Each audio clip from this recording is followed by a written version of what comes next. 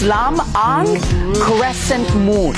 Ang itsurang ito nabubuo tuwing maliit lang na bahagi ng buwan ang humaharap sa araw. Madalas din, ito ang palatandaan ng mga Muslim para ideklara ang kanilang taunang Ramadan. Pero, paano nga ba nila ito ginagawa? Alinsunod po sa kanilang sariling lunar calendar. Tuwing ikawalo nilang buwan o Shaban, nagsasagawa ang mga kapatid nating Muslim ng moon sighting activities tuwing ika-29 na araw nito. Kapag nakita po nila ang buwan sa araw na yan, kinabukasan, simula na ng Ramadan. Aming bagay tulad ng pagkain ang ating mga kapatid na Muslim mula pagsikat hanggang sa paglubog ng araw.